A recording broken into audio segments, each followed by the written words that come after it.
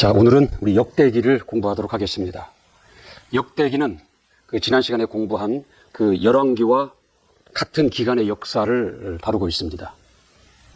다윗 왕으로 인한 통일 왕국으로부터 시작해서 나라가 두 왕국으로 분열이 이루어지고 결국은 나라가 망하는 기간까지의 역사를 다루고 있는 것이 이 역대기입니다. 이 역대기를 기록하고 이 역대기를 봐야 될 대상으로서는 이제 포로로 잡혀갔다가 다시 이제 고국으로 돌아오죠.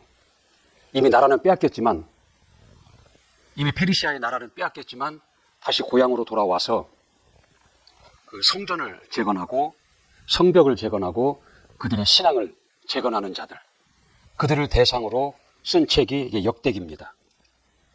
그래서 그들에게 이 과거 역사를 정확하게 다시 한번 가르치고 이 역사를 살피게 해서 이를 통해서 그들에게 권면의 메시지를 주고자 하는 목적으로 이 책에 기록이 된 겁니다.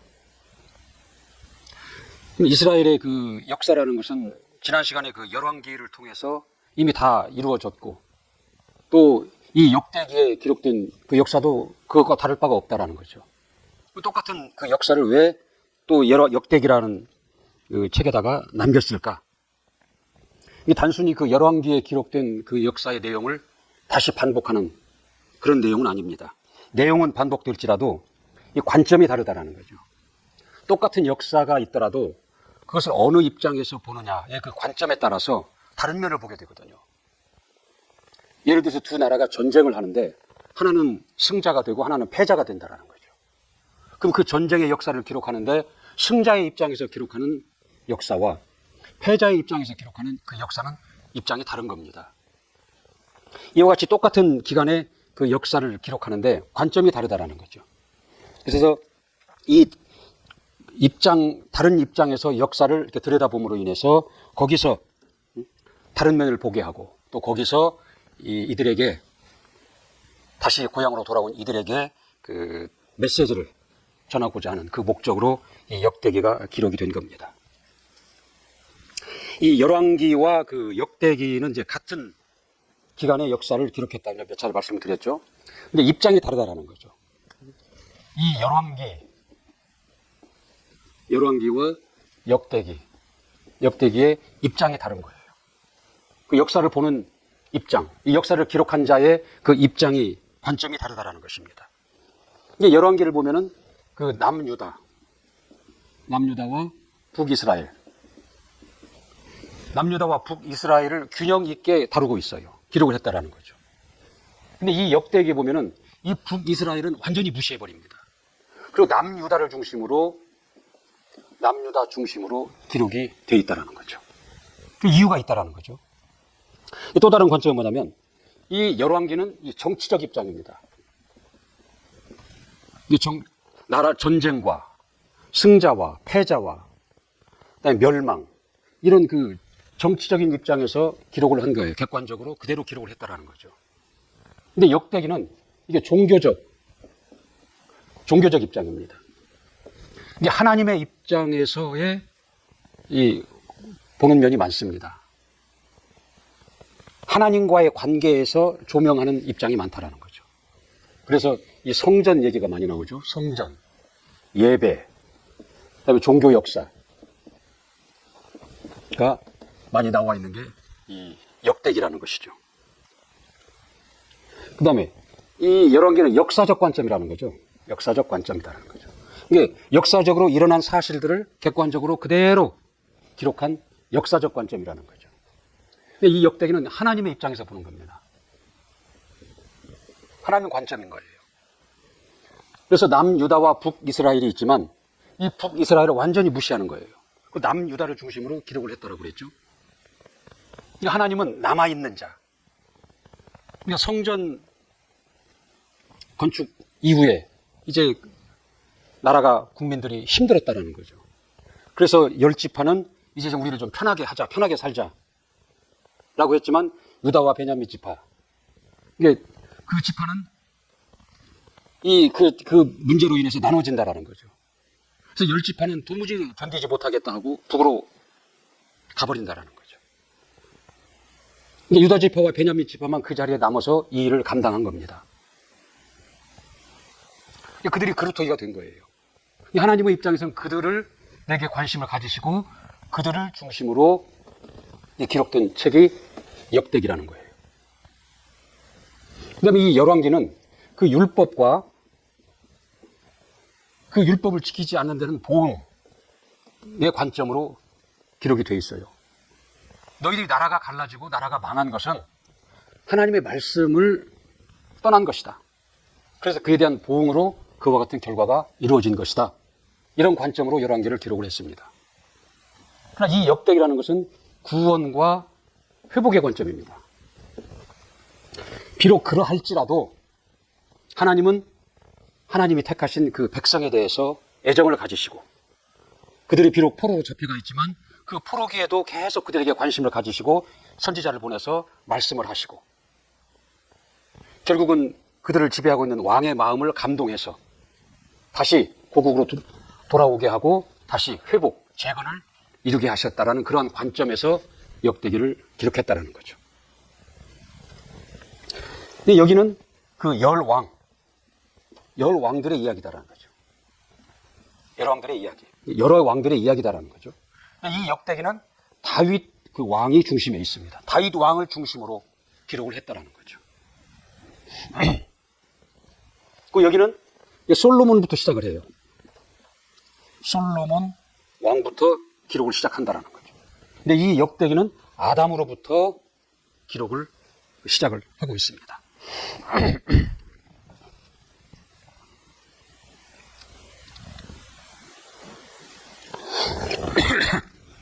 다윗에 초점을 맞추고 그 역사를 기록함에 있어서도 그 아담으로부터 시작한다라는 거죠. 이건 뭘 의미하느냐면은 이 다윗을 강조하고 있다라는 것은 이 다윗의 왕위를 이어서 오실 예수 그리스도를 지금 향하고 있다라는 겁니다. 목적지가 거기가 있다는 것을 지금 향하고 있는 거예요.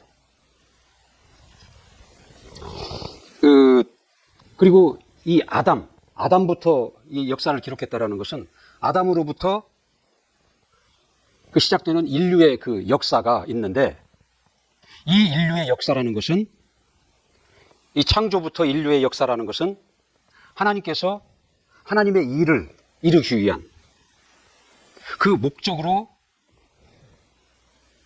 그것이 이루어졌다라는 것을 지금 얘기하고 있는 것이다라는 거죠.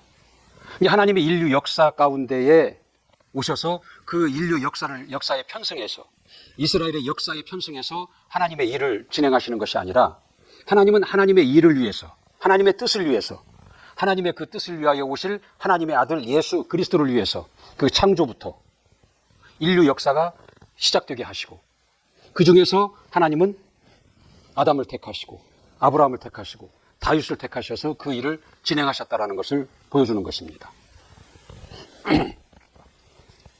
근데 하나님이 그 인류 역사의 시작부터 하나님이 어떻게 선택하셨고 어떻게 그들을 보존하셨고 그들을 어떻게 인도하셨는가를 그 보여주는 의미가 있다라는 거죠. 그래서 여기는 아담으로부터 이 역사의 기록이 시작이 된다는 겁니다. 이렇게 열왕기와 역대기는 같은 기간의 역사를 기록했지만 관점이 다르다라는 거죠. 그래서 다른 관점으로 바라보면 전혀 다른 면을 볼 수가 있고 이를 통해서 이제 귀국한 고향으로 돌아온 포로에서 돌아온 그들에게 그 권면의 메시지를 전하고자 하는 목적으로 이 책이 기록이 된 겁니다. 그 대강의 이제 줄거리를 한번 보면은 역대상은 이제 그 1장부터 9장까지 족보로 시작을 합니다. 이 다윗의 족보죠. 그래서 그 아담으로 시작이 되고 아담에 이어서 노아, 아브라함의 그 자손 중에서 야곱, 그 야곱의 12아들이 나오죠. 그러면서 계속 다윗을 향하고 있다라는 거죠. 다윗을 목적지를 향해서 가고 있다라는 거죠. 그리고 다윗이 목적이 아니라 다윗의 왕위를 이어서 오실 예수 그리스도, 메시아. 거기를 향해서 가고 있다라는 거예요. 그러니까 이게 이 역대기는 그 히브리 성경은 마지막 책이에요. 그리고 우리가 가지고 있는 성경도 이 역대기 이후에 있는 것은 이 역사 안에 있는 것들을, 안에 있는 선지자들의 그 활동, 그 안에 있는 내용을 설명하는 내용이다라는 거죠. 근데 실질적으로도 이 구약 성경의 마지막이 이게 역대기예요. 그럼 역대기의 그 1장에, 역대상에 나오는 이 족보는 그 마태복음 1장 1절에 나오는 다윗의 자손 예수 그리스도의 세계로 이어진다라는 거죠. 우리 마태복음 1장 한번 보시겠습니다. 마태복음 1장 1절에 보면은 아브라함과 다윗의 자손 예수 그리스도의 세계라 그렇게 되어 있거든요. 그러니까 역대상 1장부터 9장까지 나오는 이 족보는 신약의 마태복음의 1장 1절로 연결이 된다는 거죠. 이제 역대상 1장부터 9장까지 나오는 이 다윗의 이 족보는, 아담으로부터 시작된 다윗의 족보는 이 마태복음에 와서 다시 연결이 돼서 그 족보를 따라서 예수 그리스도가 오시는 걸로 연결이 된다는 것입니다.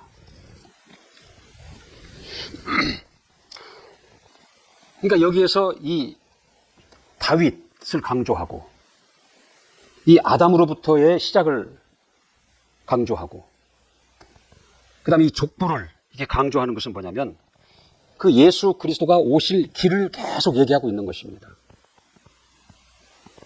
우리가 처음 말씀을 드릴 때, 첫 시간에 그 말씀을 드렸을 거예요. 이게 구약은 예수 그리스도가 오시는 통로다, 길이다. 그 구약의 모든 그 사건들은 예수 그리스도가 통과하는 역이다. 그래서 결국 그 길을 따라서 그 역을 통과해서 지금부터 2000년 전에 유대 땅 마리아라는 역에서 예수 그리스도가 하차한 이야기가 그게 구약의 이야기다.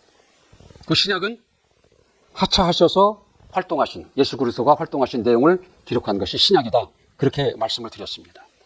지금 이스라엘의 역사, 아담부터 시작되는 그 이스라엘의 역사는 예수 그리스도가 오시는 길을 계속 얘기하고 있는 것입니다. 그래서 마태복음 1장 2절에 보면 뭐라고 했어요? 아브라함과 다윗의 자손 예수 그리스도의 세계라 그렇게 되어 있잖아요. 이제 하나님은 이미 아담을, 인류를 창조하실 때부터, 인류가 시작될 때부터 그걸 염두에 두시고 아담을 택하셨잖아요. 로마서 5장 14절에 보면 아담은 오실 자의 표상이다 그랬어요. 이미 아담을 선택하신 것은 오실 자 예수 그리스도를 벌써 염두에 두신 것이다라는 거죠. 그리고 이어서 아브라함을 택하시고, 그리고 이어서 다윗을 택하시고, 그 왕위를 이어서 예수 그리스도가 오신 것이다라는 거죠. 이게 열왕기, 역대기 상에서 지금 그 족보를 얘기하는 것은 이것을 얘기하고 있는 거예요. 그리고 이 역대기가 이 다윗을 강조하고 있는 것도 이 길을 지금 얘기하고 있는 것이다. 그걸 강조하고 있는 것이다 라고 보면 됩니다.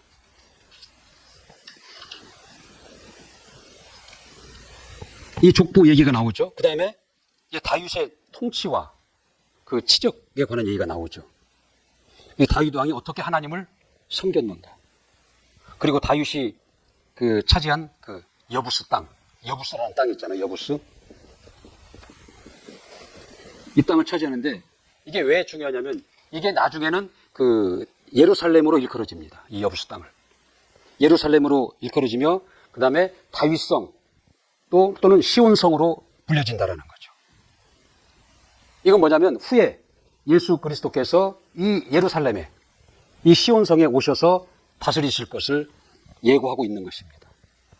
그것을 미리 보여주고 있는 것이다라는 거죠.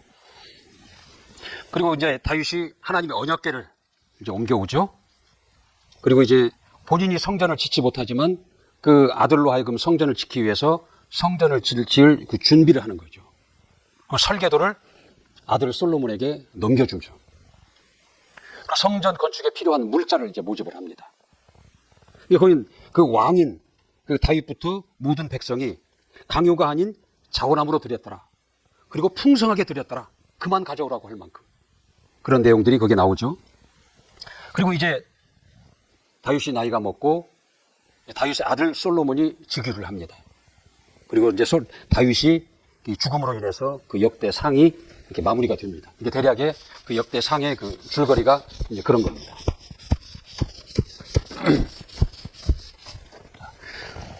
역대 하는 이제 그 솔로몬으로부터 시작이 되는 거죠. 솔로몬의 그 통치와 솔로몬의 그 성전 건축으로부터 이제 시작을 합니다. 솔로몬이 하나님께 간구하는 이야기, 하나님이 그에게 지혜와 지식을 주신 이야기, 그 솔로몬의 부귀 영화에 관한 이야기가 이제 나오죠, 처음에. 그리고 성전 건축 과정을 자세히 설명한다라는 거죠. 이게 그래서 이 역대기는 제사장이 기록했을 것이다라고 추측을 하는 겁니다. 이게 제사장이기 때문에 그 모든 것을 자세히 알고 있고, 제사장이기 때문에 하나님의 관점에서 역사를 들여다본다라는 거죠. 성전 건축 얘기가 자세히 나오죠. 그리고 이제 그 성전이 완공이 되고 이제 성전을 하나님께 봉헌하는 그 장면이 또 설명이 되죠. 그래서 그 완공된 그 성전 안에 하나님의 언약궤를 갖다 두죠. 그랬더니 하나님의 영광이 충만하더라. 5장에 나옵니다. 이는 뭐냐면 모세가 하나님으로부터 성막, 천막으로 만들어졌죠. 광야 시대에.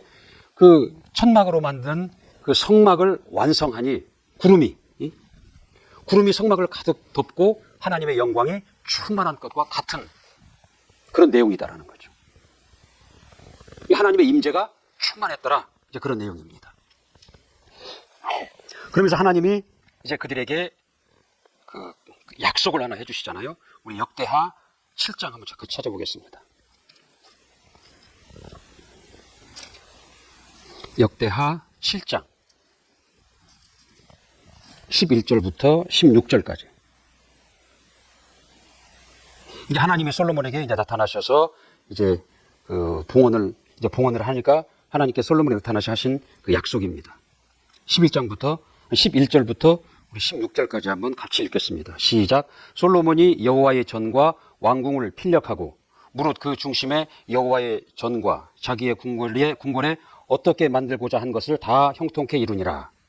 밤에 여호와께서 솔로몬에게 나타나사 이르시되 내가 이미 내 기도를 듣고 이곳을 택하여 내게 제사하는 전을 삼았으니 혹 내가 하늘을 닫고 비를 내리지 아니하거나 혹 메뚜기로 토산을 먹게 하거나 혹 연병으로 내 백성 가운데 유행하게 할 때에 내 이름으로 일컫는 내 백성이 그 악한 길에서 떠나 스스로 겸비하고 기도하여 내 얼굴을 구하면 내가 하늘에서 듣고 그 죄를 사하고 그 땅을 고칠지라. 이곳에서 하는 기도에 내가 눈을 들고 귀울이리니 이는 내가 이미 이 전을 택하였고 거룩하게 하여 내 이름으로 여기 영영이 있게 하였음이라. 내 눈과 내 마음이 항상 여기 있으리라. 하나님께서 이렇게 이제 약속을 하십니다. 성전을 역사를 보면은 그 모세에 의해서 광야 시대에 그 성막이 시작이 되잖아요. 성막을 짓잖아요.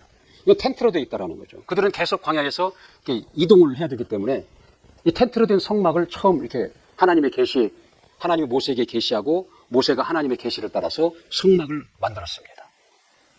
그 다음에 이들이 이제 가나안 땅에 정착을 했잖아요. 더 이상 이동할 필요가 없다라는 거죠.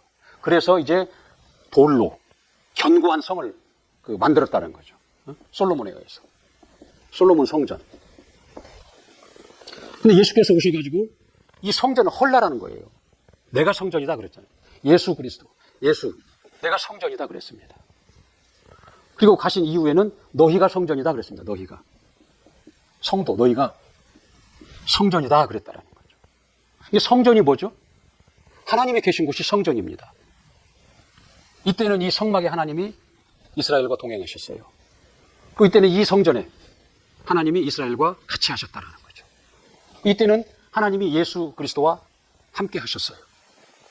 그리고 오늘날에는 이제 예수 가신 이후에는 성도, 우리와 하나님이 함께 하신다라는 것입니다. 이처럼 성전은 하나님이 거하시는 장소가 성전이다라는 거죠.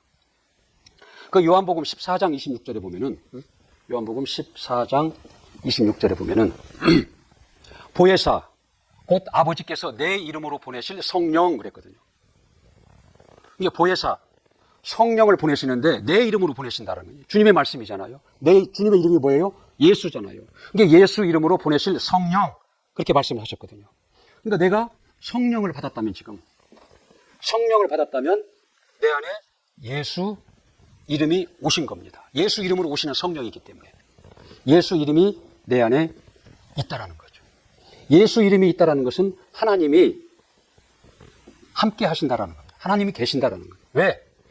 이 하나님의 이름 예수는 그 하나님을 부르는 호칭의 그런 기능이 있지만 인격적인 기능이 또 있는 겁니다. 하나님의 존재, 하나님의 인격을 나타낼 때, 보이지 않는 그 하나님을 드러내고 나타낼 때, 그 하나님의 하나님 되신 것, 하나님의 권세, 하나님의 영광, 하나님의 권능, 그 하나님의 하나님 되심을 이름으로 나타낸다라는 거죠. 그러니까 내 안에 하나님의 이름이 왔다라는 것은 하나님이 내 안에 임하셨다. 하나님의 영광이 내 안에 있다. 그런 의미다라는 거죠. 이게 하나님이 함께 하신다. 하나님이 거하신다라는 거죠. 그러면 내 영혼이 하나님의 성전인 것이 확실하다라는 거죠. 내 영혼이 너희가 하나님의 성전인 것이 확실하다라는 거죠. 그래서 고린도전서 3장 16절에 보면은 너희가 하나님의 성전인 것과 하나님의 성령이 너희 안에 거하시는 것을 알지 못하느냐 그랬다는 거죠. 너희가 하나님의 성전인 것과 너희 안에 하나님의 성령이 계시는 것을 너희가 알지 못하느냐. 알지 못하면 버리운 자라 그랬어요. 그러니까 우리가 성령을 받음으로 인해서 하나님의 이름이 하나님의 이름으로 오시는 성령이잖아요.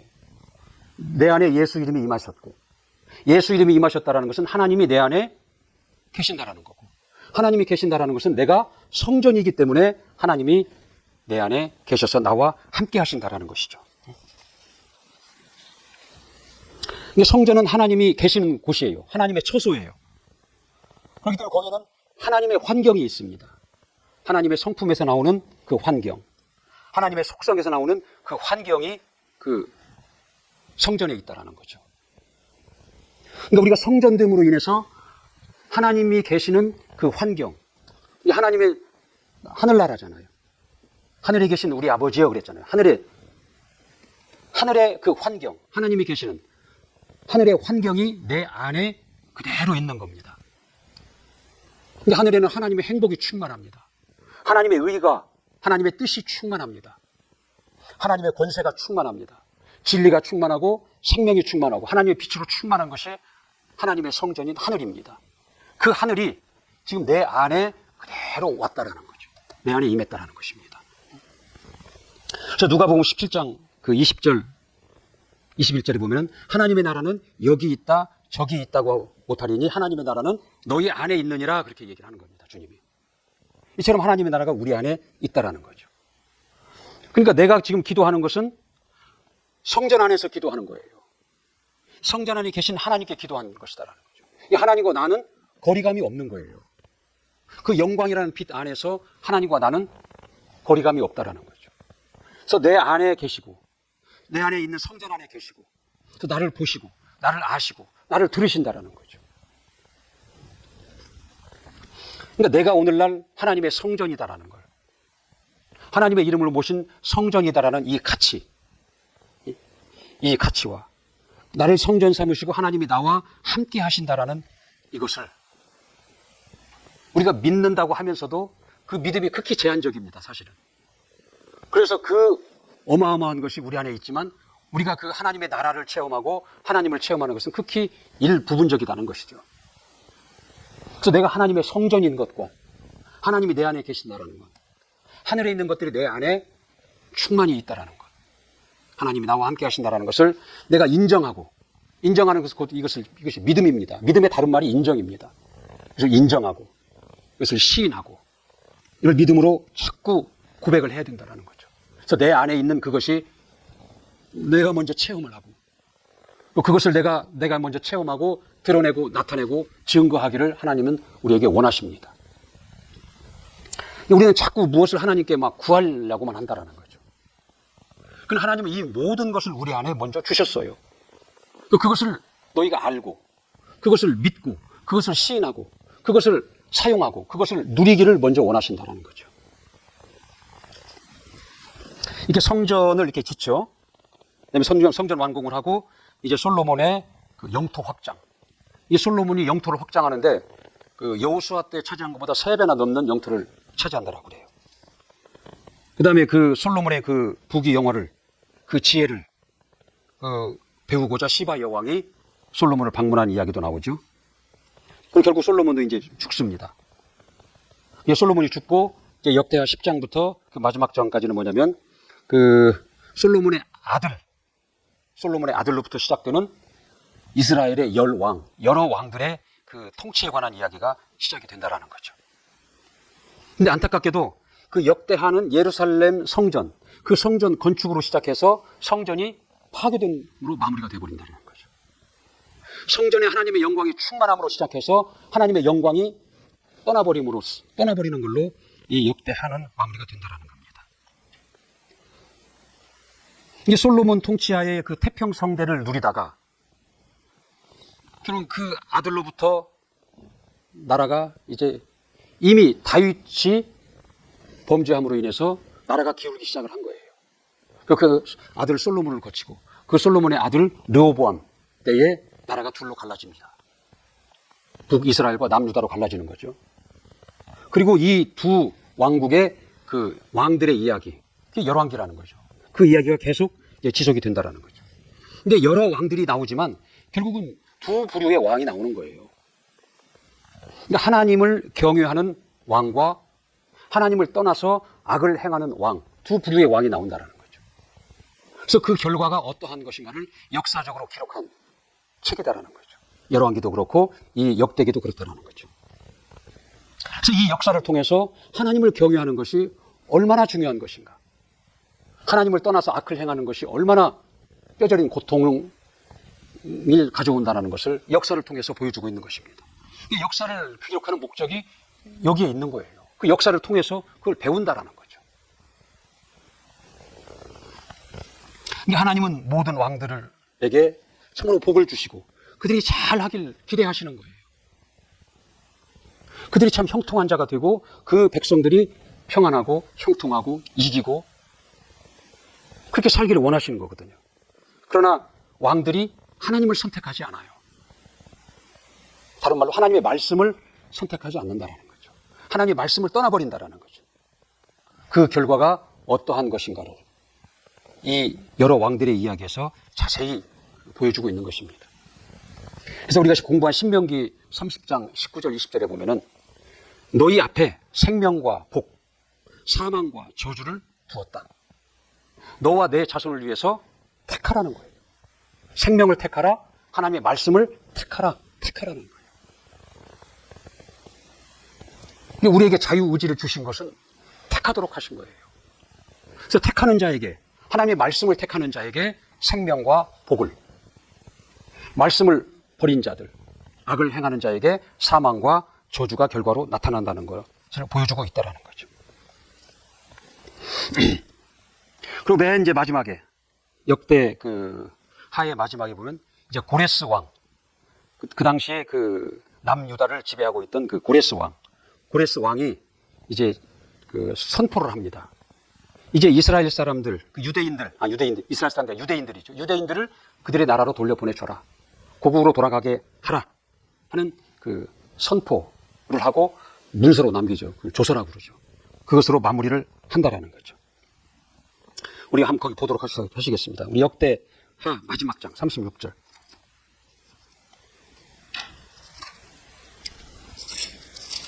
역대하 36장 22절 23절 한번 봅시다.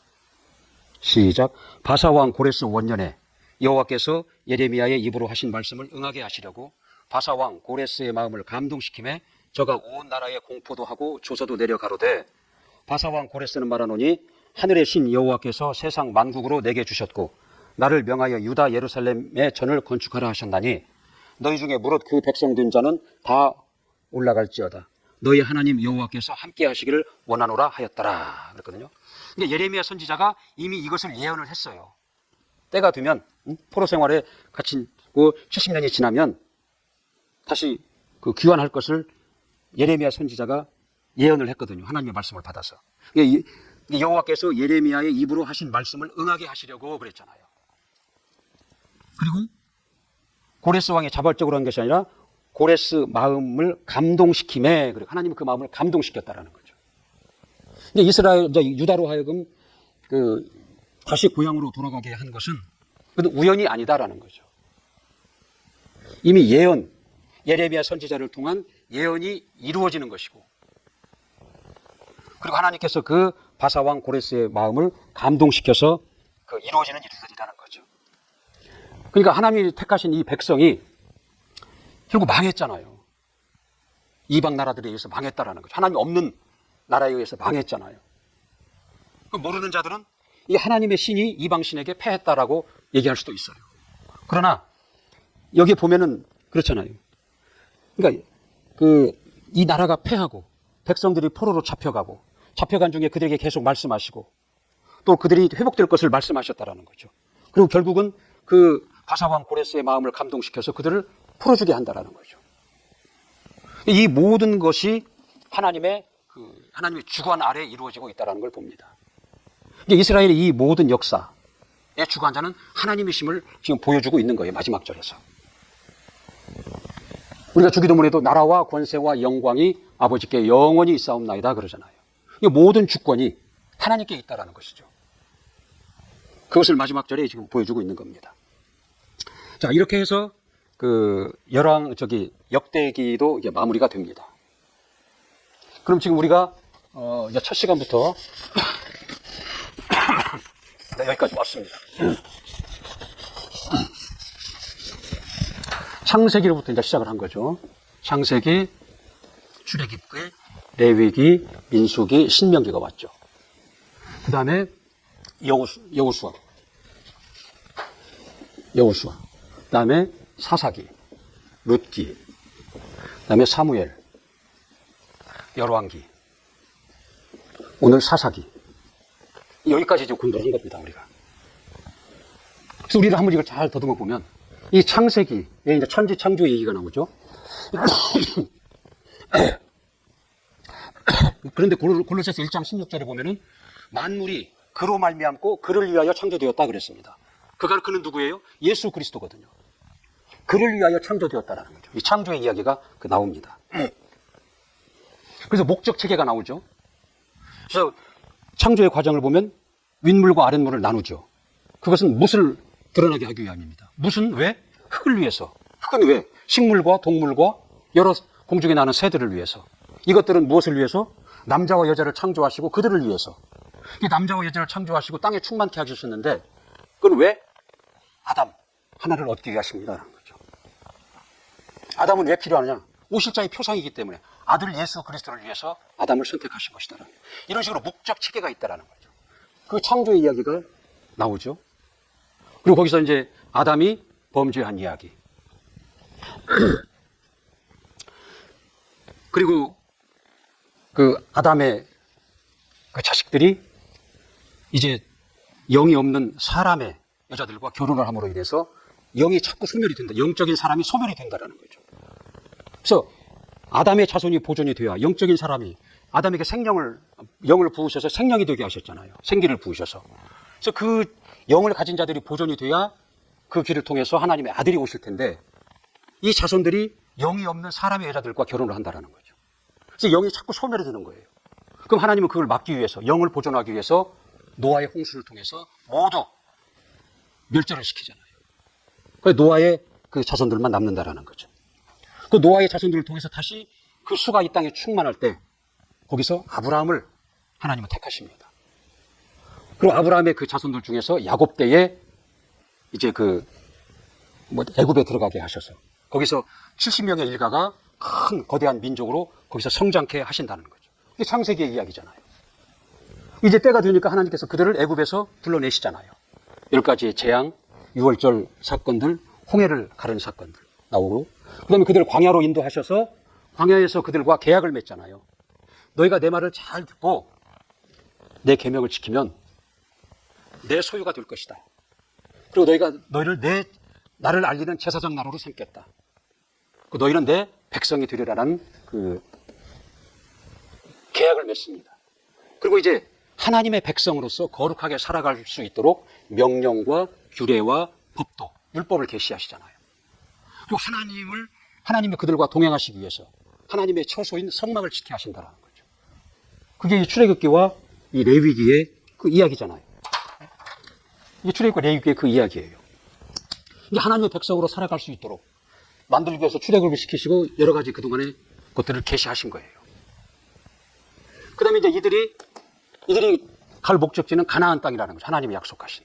그래서 가나안 땅을 향하기 위해서 인구 조사를 하고 하나의 국가 공동체의 조직을 형성하는 이야기. 그러나 그들이 환경 앞에서 무너져 버리잖아요. 환경 앞에서 하나님을 불평하고 원만하고 불신한다라는 거죠. 그로 인한 하나님의 징계. 결국은 그들은 어디까지 가냐면 정탐꾼이 보고 온 부정적인 내용을 듣고는 차라리 우리가 여기서 죽었으면 좋겠다. 애굽에서 죽었으면 좋겠다. 왜 우리를 그곳에 가서 저들의 칼에 죽게 하느냐. 하나님이 원망하잖아요. 그래서 하나님은 그들의 말대로 이들을 광야에서 다 죽게 하신다라는 거죠. 한 열흘 남짓이면 갈 곳을 40년 동안 방황을 하면서 1세대가 다 죽죠, 여기서. 그리고 다시 2세대가 이제 등장을 하고 그 2세대들을 중심으로 다시 인구조사를 하고 다시 정비를 하죠.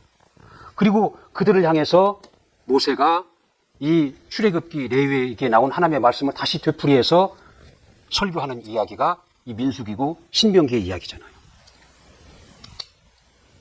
근데 결국은 이제 여호수아의 지도 아래 그 가나안 땅에 전쟁을 통해서 거기를 정복을 하는 이야기. 그 땅을 차지하고 각 지파별로 분배하는 이야기. 거기에 정체간을 사는 이야기가 여호수아의 이야기잖아요.